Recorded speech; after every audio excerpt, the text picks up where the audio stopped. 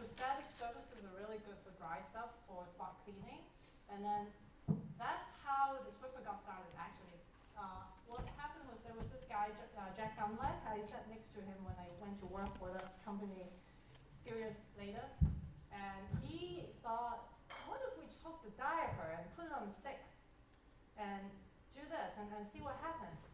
So he goes to the store and he buys a broom and he buys some, spritzer and pumps, and then he concocts the world's first wet jet, Swiffer wet jet, and that was the first prototype diaper on a stick. So so that became eventually the Swiffer products. And if you look at the P&G history, they will not say that some consulting firm actually did all this research that resulted in this. But if you talk to the consultant, whose name is Noelle Dye, who did this, she actually invented the whole idea from, she invented how to do the research and understood that the spot cleaning was the core problem, right? Again, just like what Adine was saying yesterday, if you don't actually spend enough time in the problem space, then it's all too easy to go down the rabbit hole of, I think that maybe it is not making enough bubbles. Maybe it shouldn't be green, it should be blue. Blue looks more clean. Windex is blue.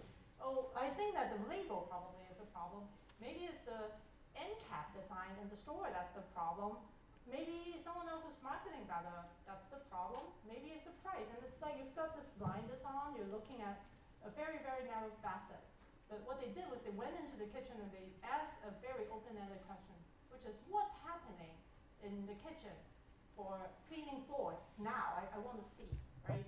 And when they went to see, they saw this other problem that didn't have anything to do with the detergent, right? So P&G, in order to stay relevant in the kitchen cleaning space, they went and did the Swiffer thing, and which is now over $1 billion every year. Just that one business, over $1 billion out of 84. And by the way, actually, when they got halfway through the product development, they found that there was already a Japanese company called Unicharm. And this actually was from Hong Kong. I saw this in Hong Kong. And in Asia, there was already a best-selling product by a company called Unicharm. It works almost exactly the same, only a size for, Asians. So it's perfect size for me, but it would be too small for an American market. So what they did was they licensed the technology of the paper and also the idea that there's little clips for the paper, but they redesigned the product design for the American market. This is actually really tall for me. I looked it up. I'm exactly 50 percentile in Hong Kong. Exactly. I'm very short here, but an average American would find the product in Japan really, really uncomfortable to use because it stops about here. Because we have one at home in my mother's house, and it just wouldn't be appropriate for the American market. So anyway, so that's just a little bit of a fun story. So what did we talk about? There are a lot of research techniques that you can use to collect data from the market to build knowledge about your customer. And it all falls down to qualitative or quantitative. Yes? So overall, the format cleaning, the Mr. Clean, Yeah. actually have using less and less of. Well, it turns out that there were a few problems. So problem number one is it actually wasn't, they didn't have the product mix to address a modern style cleaning problem, right? So they weren't really doing all this mopping very much because nobody has time to clean every other day anymore because it takes an hour or something. The cleaning is more infrequent. Well, the cleaning changed, and also the services changed. The services became less hard services. So this is fine for marble or linoleum floors. When you have hardwood floors, and my kitchen has hardwood floors, I probably won't use that product, but I would use a different cleaner, right? So the houses are changing, and the problem is changing together with the houses. My question is, what were they using in the case of this before? No, they were still using this, but probably, maybe less. Yeah, and maybe they might be substituting with other detergents that are better for porous surfaces because the floors changed. Right, a lot of hardwood floors, which really doesn't make any sense for kitchen. That's the design, right? Anyway, coming back to primary market research, a lot of people like to do online surveys.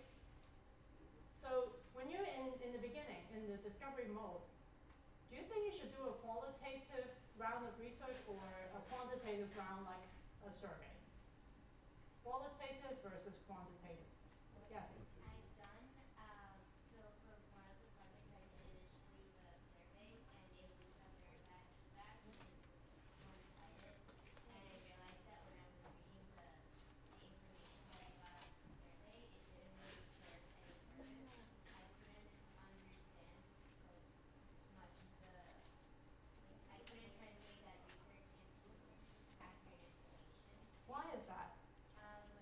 Because I wasn't really having a conversation with the person. I couldn't follow up with certain questions. And also the problem that I found with the survey is that people do not get fully involved. So when I reach back to them, they just don't want to keep on filling out the survey and they're not willing to give me more time. With the conversation, it flows more naturally, and they're more open to like keep meeting with me. Right.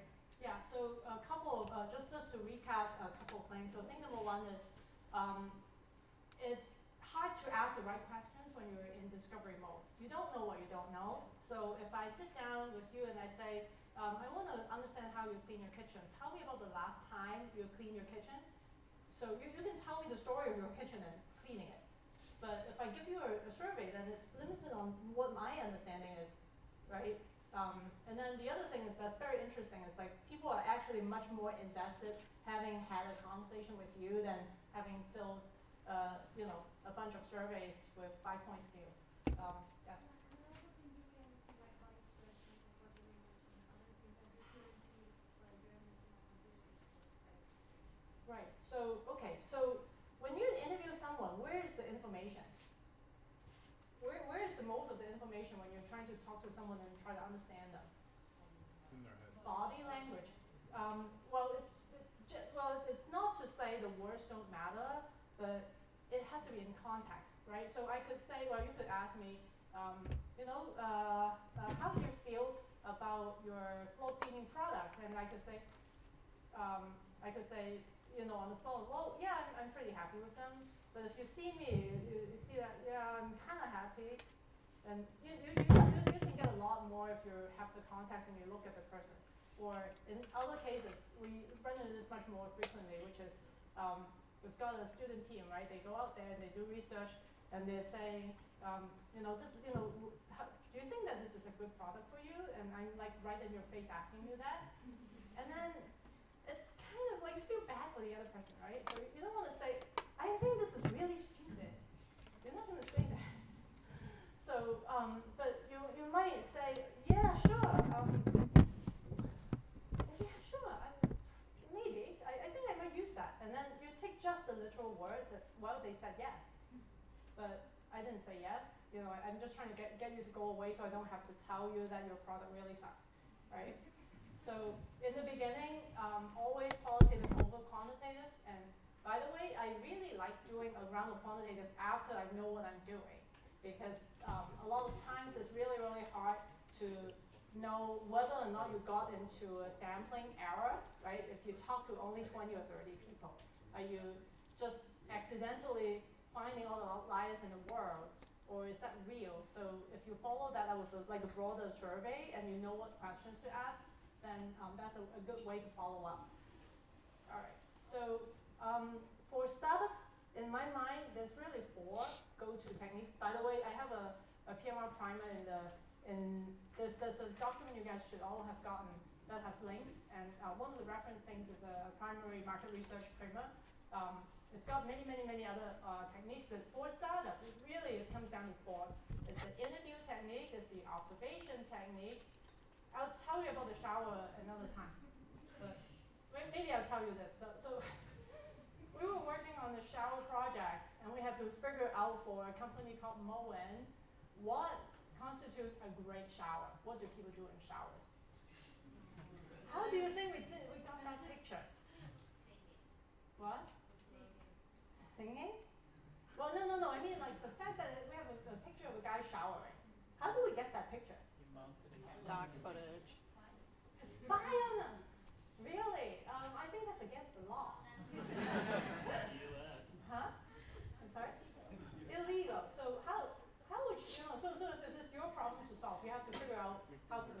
You have to observe. How do you do it? Film yourself. I think we might just switch jobs. Okay. Other ideas? Come on. Yes. Is that a stock image that you use? I'm sorry? Is that a stock image? No, it was off of it. In the olden days, we have tape, and we video using tape. This was taken off tape. So it's real. Yes. You're going to a swimming bath. Swimming pool? Yeah, was public swimming pool. Right. See how people are taking Oh. their shower. So in the public swimming pool, I can't even take pictures of my own No, kids. but that It's against the law. you don't take pictures. You observe and then you write down afterwards. Okay, all right. So that's a way you could observe, but it's not really at home, right? I have a different shower at home than at the Y, right? Yes. You can build a mock-up, a 3D real mock-up of a shower, of a toilet, and then invite people, and then you can test how they behave in that real situation. Actually, that's that picture there. That actually was my boss. He actually has clothes on under there, but we thought it was funny to take a picture this way.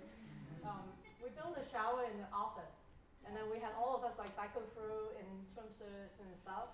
So that's a way, but I'm still waiting for someone to tell me how I got that picture. Yeah. You can study, like, for example, we shower for homeless, but make the That's a little bit familiar. Good idea. Beachhead market. This is a $75 shower.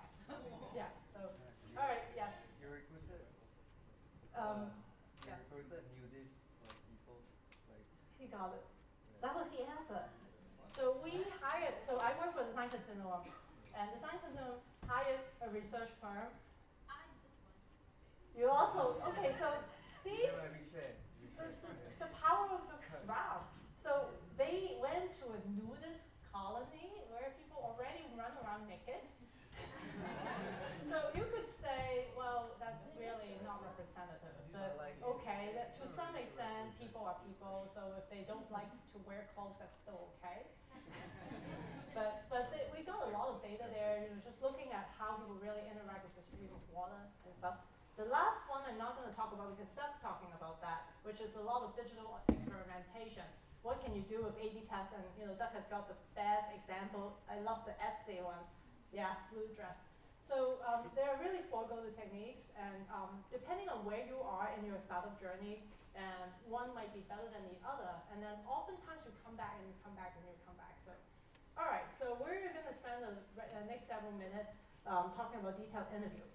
So actually, before I do that, I'm going to give a few tenets. First of all, it's not a sales pitch. So when you're in discovery research and you're trying to understand the customer in order to build a persona, please don't start by saying, hi, my name is blah, and I make thing X.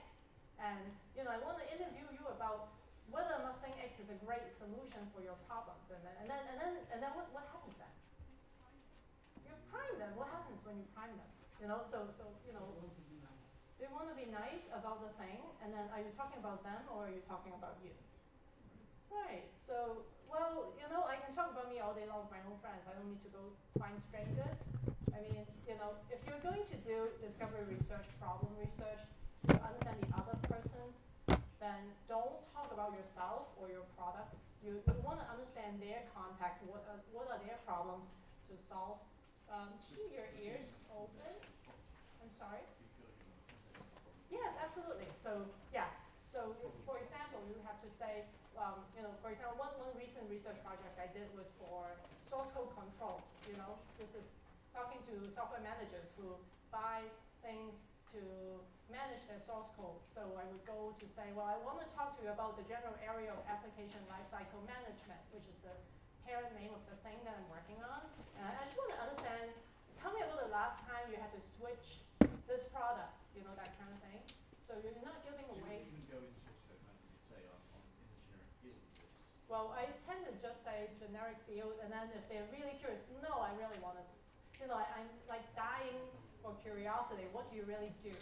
then what I usually do is like, just, bear with me, and then I'll tell you at the end. What it is that we do, okay? So keep your ears open and just listen a lot and talk very little. And we had a little simulation, Hero actually interviewed me this morning, and we were simulating this exact same thing, which is you're supposed to talk less than the person. So if you're talking more, then you're selling or something, or you're just into self-expression, you're not really learning. And be open-minded. So you're gonna all have some preconceptions about how the other person is, and sometimes you're wrong, right? Sometimes your assumptions are wrong. You have to come in thinking, okay, these are my assumptions about this person and how they are and the problems they solve, but I don't know. So you need to be very, very open-minded and be ready to hear that you're wrong.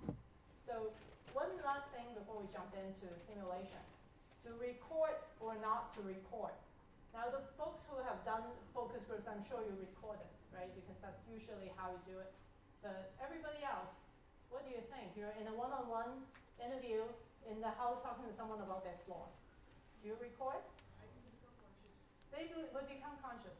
Is there descent? Yes. So you can get less meaningful information from them if they're focusing on a camera at the time. Right, so you could potentially get into a self-conscious situation and they might not share as much. Is there a dissent opinion? You could have someone next to you come with you and take notes. So, well, you can take notes. It's very hard, by the way, if you've tried it, to be the primary researcher and also take notes. Because, yeah, I'm sorry. Do voice recording. Voice recording, interesting. Yes. But there's another part that we may miss something, and multiple people looking at the same thing, and there are multiple insights so that we can build better work. Yeah, right. So, there are two schools of thought. School of thought number one is everybody else except for a user, who says, you're going to change how that person behaves by recording them. You're going to change how they talk, right? Observer effect, that's not good. And that's valid. But the other half of the research population say, well, you can get them used to it if you're careful about it, and you're going to get so much from the recording. You can bring it back to your team who aren't there, right? They aren't there. So you can bring all this very rich visual information back to your team. And if you have voice recording, that's better than not having it. So you can go either way, and sometimes the decision is made for you, especially if you're doing research in an enterprise setting where they don't allow it. And I had one example where I went to do something at General Motors. So I go into General Motors, and the first thing I had to do is go up to the security guard, and the security guard says, give me all your devices. I'm like, are you going to take all my devices? I'm going to take notes. And then she said, relax. I just want all of your devices. So she takes all my devices. This is the year 2013. And then she takes a row of stickers. And then she finds every single camera, and she sticks a sticker on every single camera. And now, after my front and back facing camera on all my devices, including the laptop, they're all stuck with stickers. And then she writes down 7 stickers. So I had a lot of devices on me. So I go in there and I had to take notes. Every note I was allowed to type, right? To take notes. And then when I came back out, she said, oh, show me all your devices. And she peels them off really carefully one at a time and sticks them back on the paper and counts 7. And then she checked me off, and now I'm allowed to leave, right? So sometimes the decision's made for you. But other times, if you have the choice, I personally try to record every chance I got. And how do I actually work around the person being uncomfortable? What you need to do is you need to spend some time in the beginning building rapport. So you don't go in there and immediately start, interviewing them while having the camera running. You don't do that. Instead, if you kind of have golden pairs, have one person be the AV monkey, and that person sets up the tripod, etc. And they're in the background doing all this like AV monkey thing, and then you're getting the person to engage with you. And I'm getting Mona comfortable with me. I'm talking to her, and we're talking about whatever it is, maybe plants, maybe this beautiful plant display and all the flowers. We're talking about something, and then you get the person comfortable, and you start talking. eventually most people forget the thing is running. I mean, they might be self-conscious in the beginning, but eventually they forget the thing is running. Like I forgot these things are running, some time ago, because you get into the conversation and you get interested. So you can go either way. All right, so interview. I'm going to do a little demo, and I need a volunteer. Don't worry, you're not going to be made to look silly. I'm the one who's going to look silly, so I need a volunteer to be interviewed by me. Okay, please come up. So I'm going to fake interview Nidhi about a new product, okay? And it's going to be a little repetitive, a lot of the stuff you've heard, but just bear with me. Hi, Nidhi. Hi. Hi. Nice to meet you. My name is Elaine, and I do research for a company called Non-Ionic Floor Surfactant Inc. And we're the world's first science-based floor surfactant company that makes an anionic floor cleaner. And did you know that dirt sticks to the floor because of molecular, because of surface tension? Oh, do you know what is surface tension? Yeah, I know, but most of the people don't know. Well, no, it's wonderful that you know that. Then you must appreciate that because of the surface tension between dirt and the floor, it kind of really sticks to the floor. Now, did you know that most floor cleaners out there have charges on them? So they're going to charge up the dirt, so and they stick to the dirt because they're opposite of the dirt, and then yeah. So that's how you pick up the dirt, because there's this molecular force that attracts them. But the problem is then once you've mopped it once, now your floor is charged the wrong way, and the dirt is going to all get stuck. So at Non-Ionic Floor Surfactant Inc., we have solved that problem by making our floor cleaner completely non-ionic. So it will not attract either positively charged or negatively charged particles. And your floor will remain 17% cleaner over a 4-day period. So with that, may I ask you a few questions? Sure. How often do you clean your kitchen floor?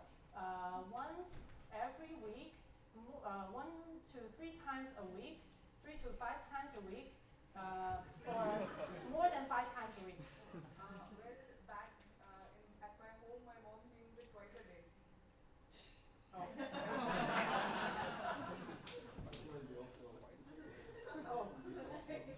Okay. So would you say that's more than 5 times a week? All right. Okay. On a scale of 1 to 5, where 1 is not at all satisfied, 2 is moderately satisfied, 3 is neither satisfied nor not satisfied, 4 is moderately satisfied, and 5 is very satisfied. How satisfied are you with your current floor cleaning solution? Like the solution, solution. So I rate it on 4 because at 5 I reserve for the solution when I don't have to use any solution at all. But I mean solution in the form of the liquid. Yeah. So I'll rate it 4. The current solution, I'll rate it 4. oh, excellent. Because ideally I would not want to use any solution, and Oh, 4. Okay. Oh, all right. So that's still fine. So you're not so satisfied. Okay. So for the low price of $6.99, you could have a bottle of this world's first scientifically based non-ionic floor surfactant. I'll give it a thought, and probably when I next go to the grocery store, I'll have a look at it. Okay. All right. So and on a scale of 1 to 5, where 1 is extremely unlikely, 2 is moderately unlikely, 3 is neither unlikely nor unlikely, 4 is moderately likely, and 5 is extremely likely, how likely would it be for you to purchase this product? I'll rather, read about the details on the web, or maybe, because I didn't really, so whatever you have been telling, it's more of chemistry than, the application part of it. So I would rather like to go through the product, the labels, and understand So would that be 3, neither likely nor unlikely? Yeah, I wanted to say that. Okay, Obviously, all right. Okay. All right. Thank you very much. Thank you. Thank you, Amy. So as you can see, we're very repetitive, you know? It's the same stuff all over. So what's wrong with that? Let's write that down. All the stuff that's wrong. Not very hot, right? What was wrong with that? What? Selling. Selling. Huh? Predictive. Say more about predictive. Putting the words in the mouth. Okay. So basically leading the witness, right? Not open-ended. Not what? Not open-ended. Say more about not open-ended. Closed-ended. So basically you don't listen for the story. So closed-ended answers. Well, if I was going to give a survey, I might as well give the survey and get nothing in return and spend a lot less money, right? It's quite expensive having that conversation. I talk all the time, right? We talk about features, not benefits. Features, not benefits. Say more about that. So if you were, so you should neither be talking about features nor benefits, right? But if you're going to have to talk about features or benefits, You would ask about experience instead of explaining technical formula. so jargon. So this is when you sell, and you always talk about benefits, not features. And who cares what is the feature? Is it right for me? What's in it for me? That's what somebody always wants to know. Jargon, almost never, unless you're selling to another scientist and you want to convince them that you really know your. By the way, none of that stuff is real. I just like pull that out of somewhere. So what else? What else? Yeah. So you just mentioned that scientists lack of situational context. Say more about that. Finding out what the person knows and is aware of, so that you can actually ask questions tailored for that person and their experience. So Because not if they were a scientist, you may well want to ask things detailed. right. So it was a reading off script, right? So that's, by the way, that's the worst thing you could do. We do suggest that you make a discussion guide before you go into an interview situation, but please don't read off script. Please don't read off the script because you have to be in a conversation. You have to adapt. There was a hand in here. That's what actually I was gonna say. From my experience, we write down all the questions in a specific order, thinking that we're gonna actually ask them in that specific order, and eventually the conversation shifts to since it's always in Right. in advocacy mode. That's how it. Yeah. Okay. One last one. Also, she told the correct way that she doesn't feel her mom feels. So it's irrelevant what Yeah. she thinks about. So clearly she's not in the target. Now, when you find someone who's not in the target, by the way, you might run into this in this context, but when you do stuff for real, most of the time you should have qualified your subject enough so that you wouldn't find that out in the first sentence. But let's say you do find that out in the sentence. What do you do? So for example, you're trying to sell me some like baby product, and you discover that my kids are in high school. Thank you for the time. Right. Did anybody get that? Everybody get that? So if you find out that you disqualify the person in the first sentence, just smile, make nice, love them a lot, and kind of get rid of them quickly, right? Because otherwise, it's just like Andrew's networking thing. It's like you don't have all day to waste on them, so you need to move on to the next one. So just find a nice way to say, wow, that's great. Well, we're actually looking for this other kind of person, but can we call you back when we have more questions about other stuff, right? So just find a nice way to kind of let them off the hook and just move on. Yes.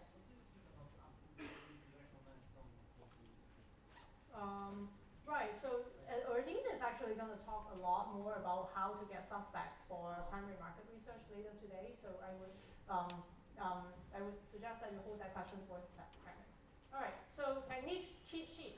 Establish rapport first, because otherwise you're a robot, right? You're talking to someone about some subject without actually making connection with someone. Ask open-ended questions. Let the other person lead. Active listening. So when somebody gives you something to build on, then you can take that and say, you said something about that. Can you say more about that? You may not have been noticing that we're all doing that naturally in the classroom because you want to do that a lot in the interview context because then you can help the other person tell you more about something. Talk less, listen more, pay attention to nonverbal cues. So I'm going to do a simulation. I'm going to show you the product and have you pretend that you're one of the founders of the people who were about to make this product. This product is a luggage with Bluetooth. And I don't know, have you guys seen this product, Bluesmart? All right, so pretend you work for this company. It's actually your idea. Pretend you haven't got all the way to selling yet. And pretend that you know all the things that you can make it do. You can make an app to track it through the airport. You can, in case it gets lost, and it can charge your phone. And what else is that? It could have a digital lock, distance alerts. It's like travel stats. How far does this luggage go? And that's, I don't know. Yeah. So you could back out your own travel trajectory with your own luggage. All these wonderful features that you can have. So pretend that's your idea. And now I want you guys to take a couple of minutes and think about how you would interview someone else here about their travel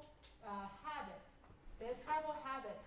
And when they travel for work or for play, what are the big pain points and what are the behaviors around luggage or maybe stuff like that. And the rule of engagement is mostly stick to these words. It's going to be very hard the first time around to 100% stick to the words. You're allowed to say, tell me about the last time you did something. Tell me about how you did something. You said blah, blah, blah, blah, blah, blah. Tell me more about that. You said blah, blah, blah, blah, blah. Why? Why not?